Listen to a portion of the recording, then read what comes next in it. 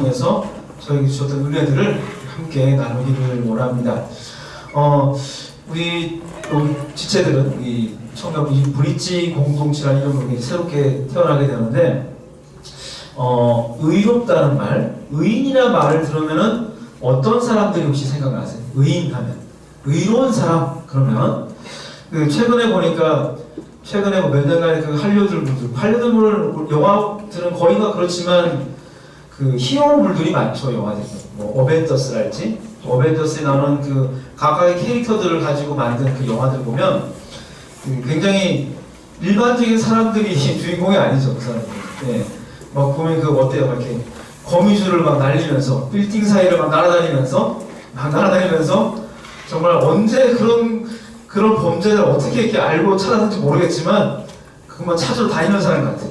그 구석의 골목에 있는 어떤 그런 음습한 범죄자들을 사전에 찾아서 미리 이렇게 예방하거나 하면은 또 하늘을 막 날아다니면서 추락하는 비행기를 막 이렇게 받쳐가지고 이렇게 안전하게 내려주기도 하고, 예. 그러니까 그런 히어로물들을 우리가 많이 봐서 그런지 모르겠지만, 저도 의인이라는 단어, 의롭다는 단어를 들으면 뭔가 이렇게 일반적이지 않고 평범한 사람이 아닐 것 같다는 그런 그 이미지가 먼저 떠오르죠. 뭐 이렇게 사람들 사이에서도 우리가 예전에 이미 한 10년이 됐네요. 그 세월호 참사 같은 거 그런 걸 볼 때 보면 배가 막 거의 이제 완전 침몰할 위기에 있으니까 그 근처에 가면 그 급류에 빨려 들어갈 수 있음에도 불구하고 그래도 한 명이라도 더 구하기 위해서 배를 돌려서 사람을 구하곤 했던 그런 사람들. 그러니까 뭔가 특별한 능력이 있거나 혹은 사람들, 세상을 보면서 남들과 다른 어떤 욕구들을 가진 사람들이 있는 거죠. 자기가 위험해지든 그렇지 않든 간에 남을 위해서, 어려움에 처한 어떤 사람들 위해서, 위기에 처한 사람들 위해서 자기의 안전도 생각하지 않은 채로 막 뛰어드는 그런 사람들을 우리가 의롭다고 이야기하죠. 의롭다고. 자, 그런데 오늘 본문에는 이제 의인이라고 하는 부부가 두 명이 등장합니다. 성경에서는 세상에서 우리가 미디어나 영화나 우리가 일반적으로 알고 있는 그런 것과는 조금 다른 의로움에 관한 개념을 제시합니다. 성경에서 제시하는, 성경에 등장하는 의롭다라고 우리가 특별히 히브리서 같은 데서 보면 이렇게 의롭다고 말하는 사람들, 로마서에서 의롭다고 말하는 그런 개념들, 또 에베소서 같은 데서 말하는 의로움의 개념들은 세상에서 말하는 것과 좀 달라요. 성경에서 말하는 의로운 사람은 무균질에 막 흠이 없고 정말 총알이 날아와도 이렇게 맞고 튕겨낼 수 있는 그런 놀라운 능력을 가진 사람이 아니라, 그런 사람이 아니고 좀 다른 관점을 좀 가지고 있습니다. 아브라함 같은 사람 어떻습니까? 우리가 믿음의 조상 그러면 늘 그냥 어김없이 제일 먼저 떠오르는 사람이 아브라함 같은 사람이잖아요. 아브라함 어땠어요? 그 오랫동안 터를 잡고 살아가던 그 땅을, 고향 땅을 떠나죠. 하나님 너 가, 이렇게 하니까 그 즉시 가산을 쳐버려서 떠납니다. 근데 이 사람이 완벽했습니까? 완벽하지 않았습니다. 이집트로 가고 이곳저곳 다닐 때마다 혹시라도 자기에게 어떤 해가 미칠까 두려워서 자기 아내를 아내라고 말하지 못하고 속이고 이런 일들이 많았다는 거죠. 네. 그리고 이방인들 땅에 가서 살다가 이방인들이 자기가 이렇게 애써 만들어 놓은 개척해 놓은 우물이 있으면 그거 뺏겠다고 하면 그냥 말없이 뺏기는 사람이었어요. 한마디 이렇게 저항 한마디 못하고 난 절대 안 돼. 네가 뭔데 이렇게 얘기하지 못하고 권리 주장 한마디 하지 못하고 그냥 뺏기는 그런 사람들이었어요. 우리가 생각할 때 뭔가 좀 부족해 보이죠. 그리고 또 창세기 6장을 보면 하나님께서 당대의 의인이라고 말했던 노아 같은 사람은 어떻습니까? 노아도 완벽했나요? 완벽하지 않았죠. 술이 취해가지고 자기 몸 하나 간수를 못해가지고 아들들에게 그 보습몸을 보이고 그냥 아들끼리 둘이 좀 아버지가 왜 저랬을까? 왜 술 취해서 뭐 주체가 왜 이렇게 한마디 했다고 바로 아들 막 저주하죠. 이렇게. 그런 거 보면 정말 이게 의롭다는 기준이 맞는 사람일까? 뭔가 속이 좁고 흠이 많고 인격적으로 성격적으로 좀 문제가 많은 사람들 같이 보이죠. 그리고 다윗 같은 사람은 어떻습니까? 하나님의 마음이 합하다고 했죠. 합하다고 했지만 그가 정말 완전 무결했느냐 아닙니까? 그렇지 않죠. 자기 정욕에 이끌려서 남의 부인을 탐하고 그런 일들이 있었던 거죠. 그런 사람들이 비일비재했다고 하는 거예요. 우리가 성경에서 그래 우리가 본받을 존경받을 인물들 그렇게 우리가 어릴 때부터 듣고 배웠던 사람들 보면 사실 그 인물들에는 인간의 약점들을 성격적인 인격적인 약점들을 다 가지고 있었던 결점이 있는 사람들이라고 하는 거죠. 그런데 이들에게는 공통점이 있습니다. 그게 뭐냐? 하나님께서 그들의 연약함과 추함과 그 어떠함들을 하나님께서 은혜로 덮어주셨다라고 하는 거예요. 노아는 의인이라고 불렀는데 뭐라고 수식어 붙었냐면 하나님의 눈에 은혜를 입었다 이렇게 말해요. 하나님 눈에 은혜를 입었다.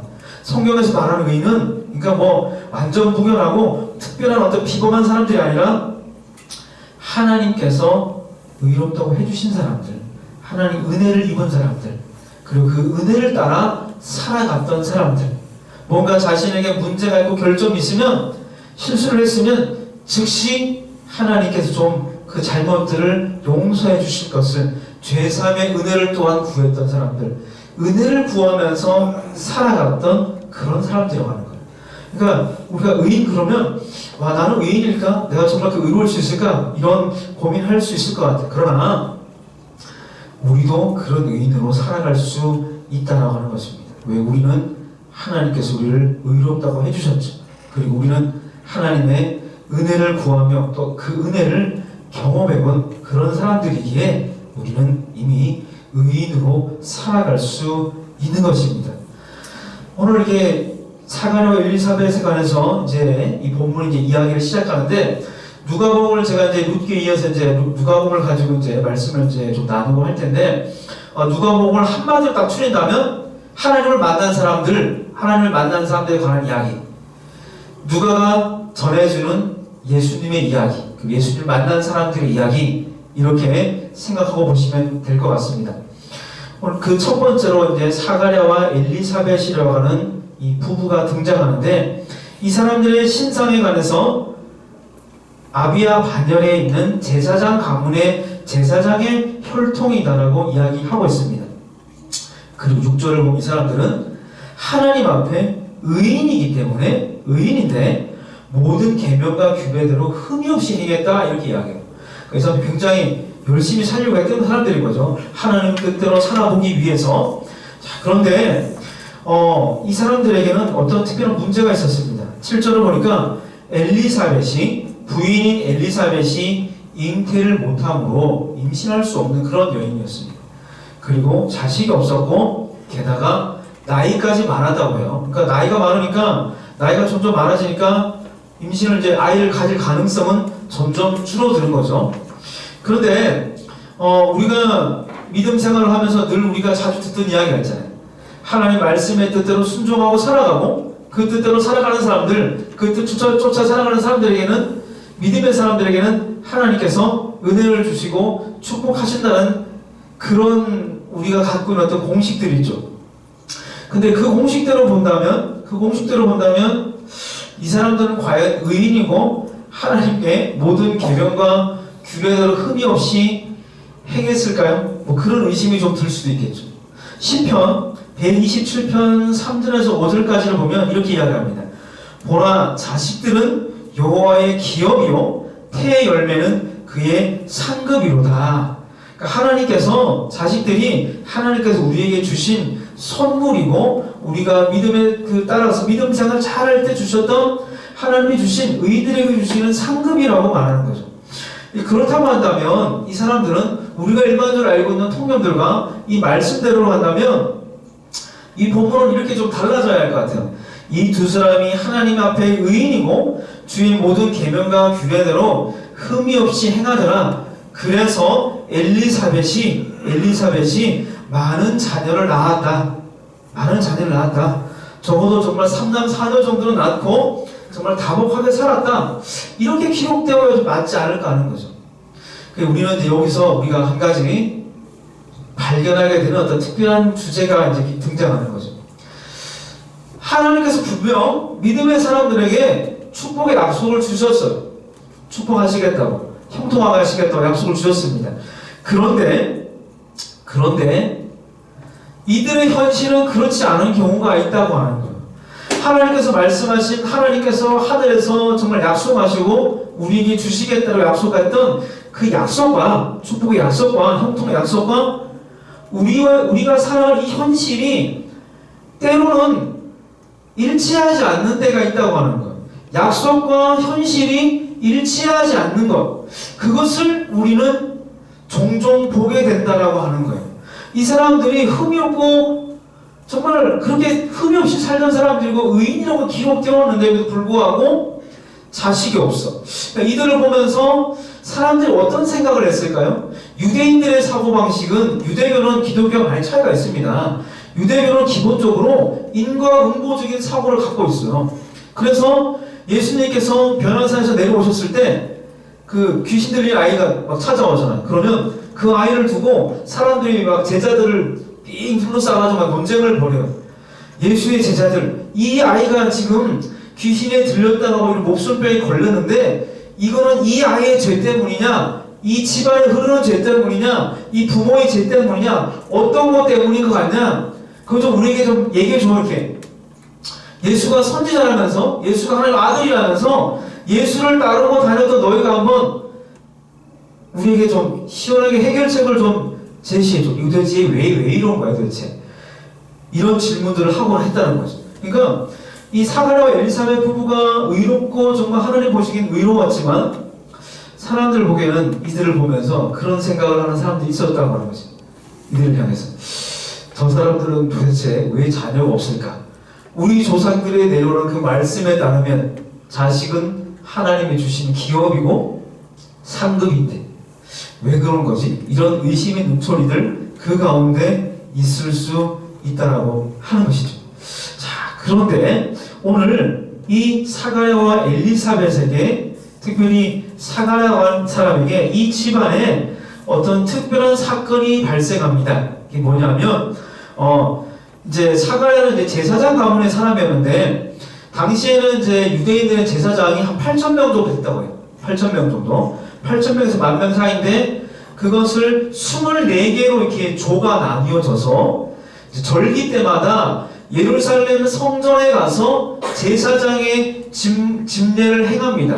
성전과 성소에 가서 제사장들이 행하는 일들을 하는데 특별히 그 중에서 모두가 다 성소와 지성소에 가서 분향하고 모든 민족을 위해서 행하는 제사장의 그 기도와 일들을 하는 경우가 있는데 그건 누구나 할 수 있는 게 아니고 돌아가면서 하는데 이들이 예루살렘을 올라가서 그 일을 하는 것도 제비뽑기를 해서 순번을 정해서 한 2주 정도씩 돌아가면서 이제 그 일을 하는 거예요.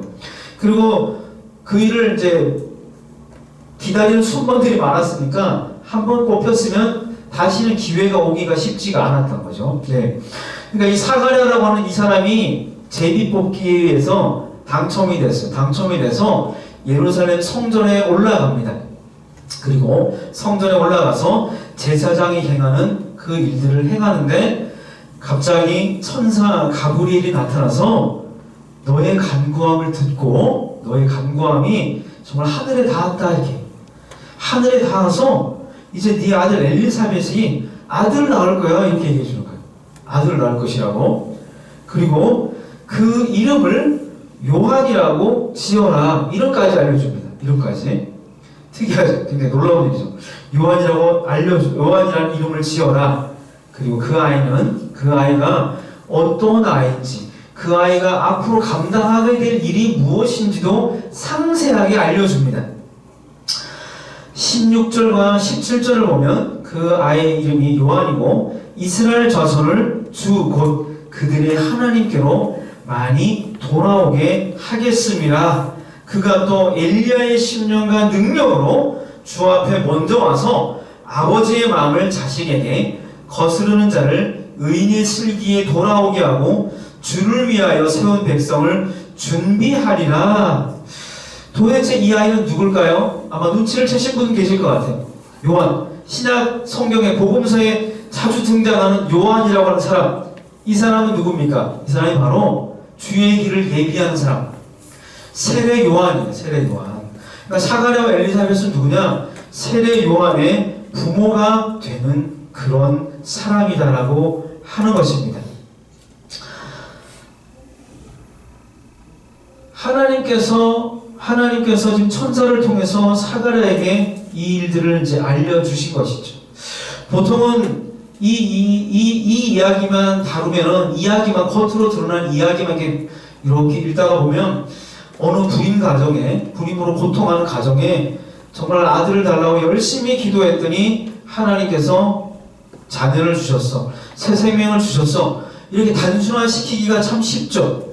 그런데 그렇게 단순화시키기만 하면 우리는 말씀을 읽는 게 아무런 유익을 얻지 못합니다. 그렇게만 읽을 것 같으면.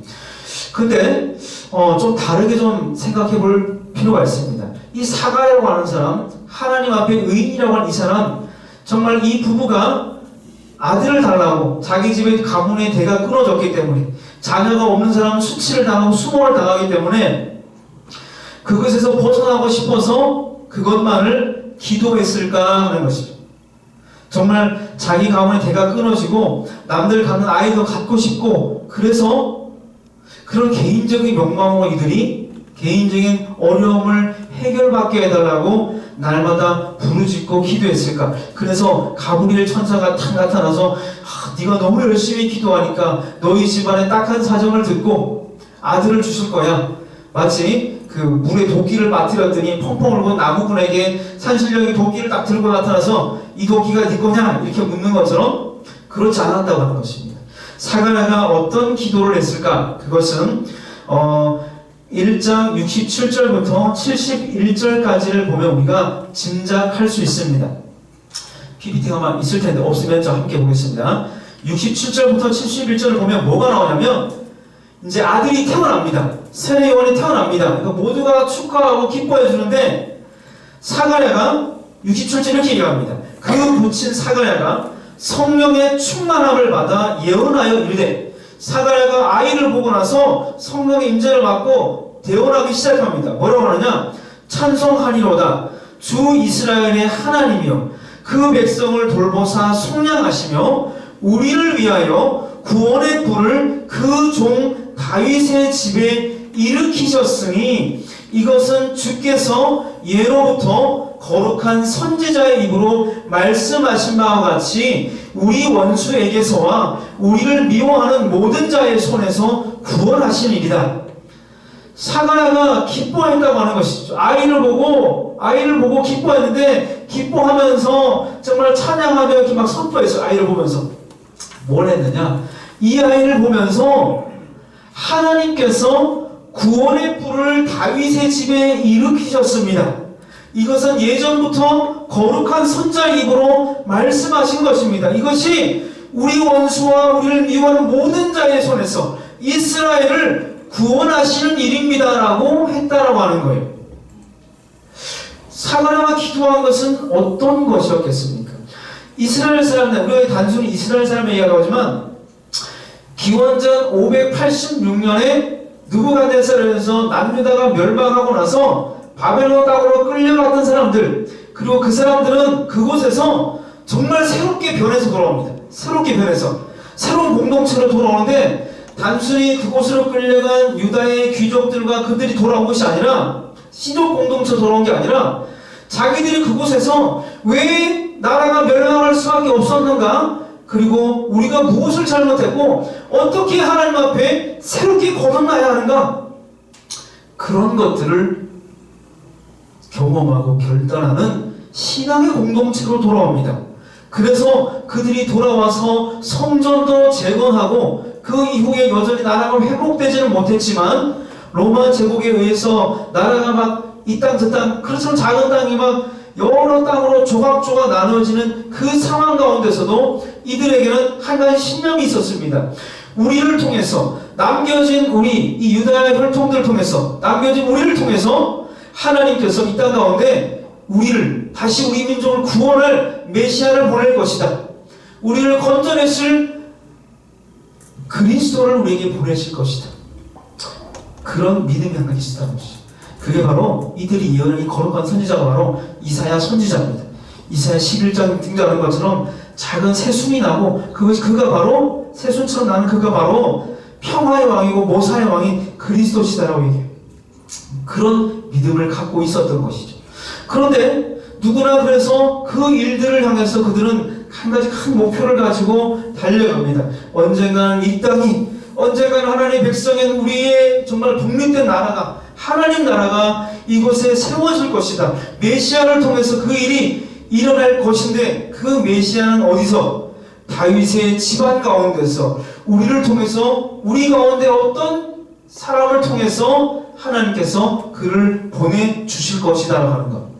그런데 사가랴 엘리사벳처럼 언제나 주님의 말씀을 따르고 그 뜻을 쫓아 살아가기 위해서 하나님을 향해서 그 마음이 온전하게 집중되어 있던 그들, 정말 하나님을 사랑한다고 하는 말이 정말 전혀 손색이 없는 그들, 그러나 그들은 아이를 가질 수가 없는 몸이었고 그저 거기다가 나이가 점점 좀 들어가니 정말 이 땅 가운데 이루어질 그 하나님 나라의 일에, 정말 회복되고 하나님 나라 일에 이들은 참여할 수 있는 때가 점점 그 시간이 짧아지고 줄어들겠죠. 거기다가 자녀를 낳을 수 없으니 혹시라도 자기들을 통해서라도 이 땅 가운데 세워질 하나님 나라, 그들을 통해서 세워질 하나님 나라의 회복들, 이들은 볼 수가 없는 것이죠.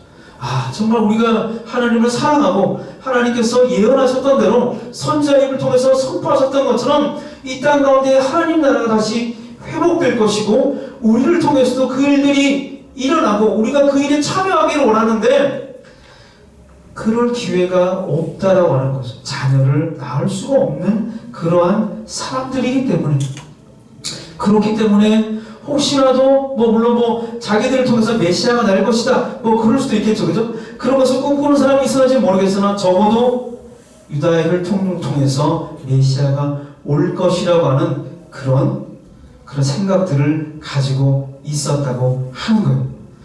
자, 이들이 정말 기도했던 것은 바로 그런 것이라고 하는 것입니다.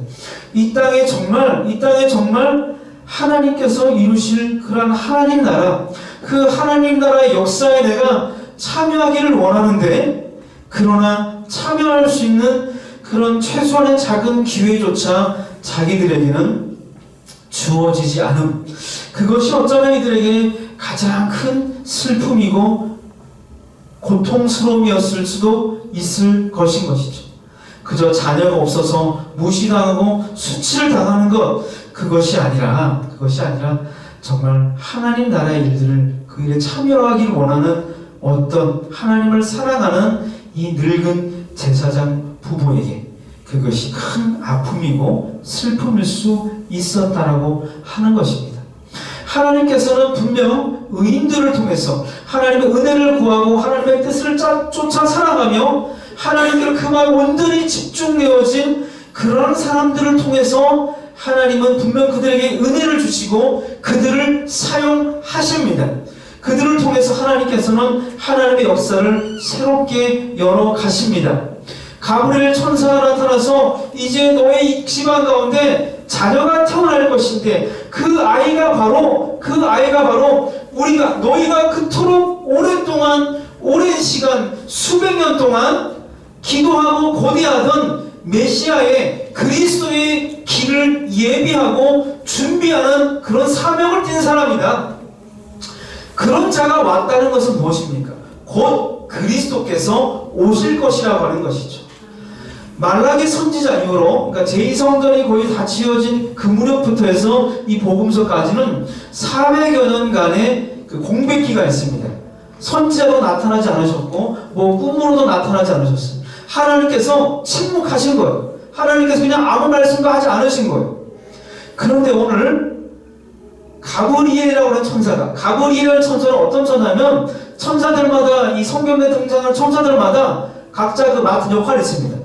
미가엘 같은 거, 전쟁이나 이런 거에 관련된 일들을 담당하는 천사고, 가브리엘은 메신저, 하나님께서 그 땅을 향해서 중요한 일들이 있을 때 그를 통해서 누군가에게 전달하는 그 역할을 맡은 사람. 그러니까 지금 가브리엘 천사가 사가랴에 나타나서 너희 집에 아이가 태어나니까 이게 단순히 어떤 작은 개인의 어떤 불임으로 고통받는 개인의 문제가 해결된 것이 아니라 이제 하나님께서 400년간의 침묵을 깨고 하늘의 문을 열어주시고 이제 하나님의 역사를 새롭게 시작하겠다라고 하는 그 시작의 역사를 사간에게 오셔서 알려주신 거예요. 하나님께서는 그렇게 역사하시고 일하신다라고 하는 것입니다. 하나님의 역사를 새롭게 열어가는 그 일을 먼저 발견하고 보는 사람은 왕궁에 있었던 왕자들도 아니었고 고관들도 아니었고 예루살렘에 정말 그 자리를 잡고 있었던 사내들인 공회를 통해서 권력을 취하고 부를 독점했던 대제사장들도 아니었고 그저 이름 없는 지방의 작은 늙고 연약한 어떤 이름 없는 이 제사장 부부를 통해서 하나님께서 제비뽑기라고 하는 방법을 통해서 그들에게 이제 하나님께서 침묵을 깨시고 이 땅 가운데 하나님의 구원의 역사를 열어가실 것이다. 그것을 알려주셨다라고 하는 것입니다.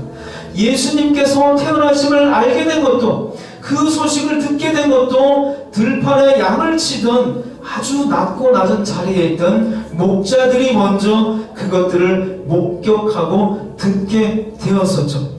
하나님 앞에서 의로운 사람들 또 주님의 말씀에 따라서 흠이 없이 살아가는 사람들 이게 영적으로 혹은 도덕적으로 무결점의 사람이 아니라 언제나 하나님을 향해서 그 마음의 중심이 향하고 있는 사람들 때로는 실수하기도 하고 뜻을 몰라서 헤매기도 하지만 그렇지만 그래도 그 마음과 시선은 언제나 하나님을 향해 있는 사람들 때로는 넘어지고 또 실족하기도 하지만 그러나 다시 하나님을 붙들고 일어서서 새롭게 그 삶의 발걸음을 내딛는 그러한 사람들 성경은 그러한 사람들에게 하나님의 복과 은혜가 충만하실 것이다라고 늘 약속하셨습니다.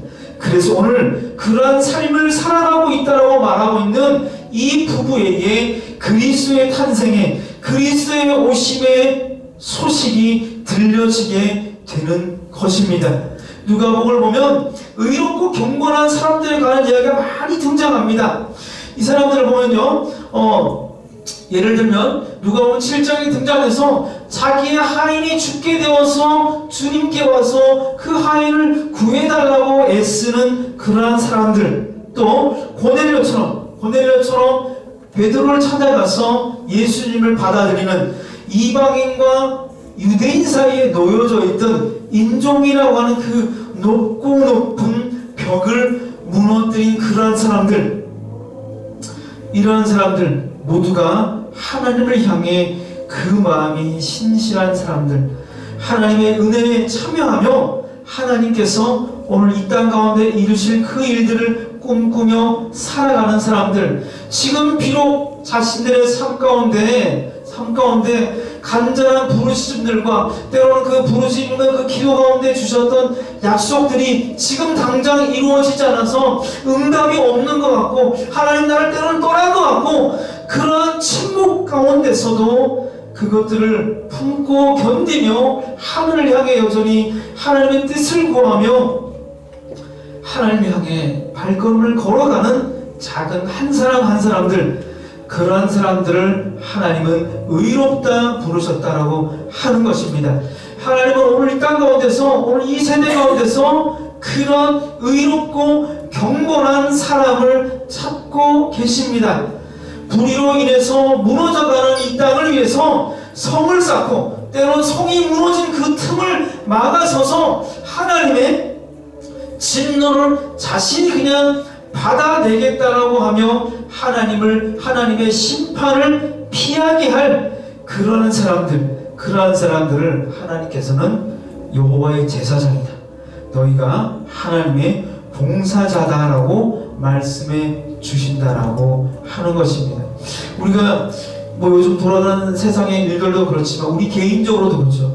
어떤 때는 나는 정말 하나님을 향해서 늘 내 마음이 올곧게 달려가고 있었는데 그럼에도 불구하고 내 삶의 형편이 어떤 때는 정말 어떻게 이렇게 어려울 수가 있을까? 왜 형편이 더 나아지지 않을까? 또 때로는 내가 정말 하나님을 향해서 이렇게 몸된 공동체에서 그렇게 몸과 마음을 나의 전심으로 섬겼음에도 나에게 돌아오는 것은 아무것도 없고 때로는 오해밖에 없고, 그래서 내 마음이 시리고 아플 때가 있어. 또 어떤 때는 왜 이렇게 하나님께서 세상에 계신다면, 하나님께 정의로우신 그 하나님께서 계신다면 왜 이 세상은 이렇게 사건과 사고와 불의함으로 가득 찰까? 그런 것들이 우리가 마음을 어렵게 하고 우리의 이성을 괴롭히죠. 이해할 수 없다. 하나님 정말 선하신가? 하나님 정말 살아계신가? 그러나 우리가 한 가지 기억해야 할 것이 있습니다. 하나님은 선하시다라고 하는 것, 그것은 분명한 진리이고 진실입니다. 그리고 또 한 가지, 하나님께서 선하시다는 것과 함께 한 가지 또 우리가 받아들여야 하는 것이 있습니다. 그게 뭐냐? 하나님은 선하시지만 이 세상은 선하지 않다라고 하는 거예요. 이 세상은 선하지 않습니다. 이 세상은 때로는 정말 이렇게 악할 수 있을까? 그렇게 싶을 정도로 악한 세상이다라고 하는 것입니다. 그러면 우리는 그러한 것들을 왜 보고 목격하고 있어야 합니까? 하나님께서 우리에게 그런 것들을 보여주시는 것입니다. 제가 한 번은 한 번은 제가 길을 가다가 그 서울역이었나, 그 길을 가다가 이렇게 보니까 막 사람들이 이렇게 막 술에 취해서 자기들끼리 뭘 막 싸우고 막 서로 막 욕짓을 하고 싸우는 그런 것들을 본 적이 있었어요.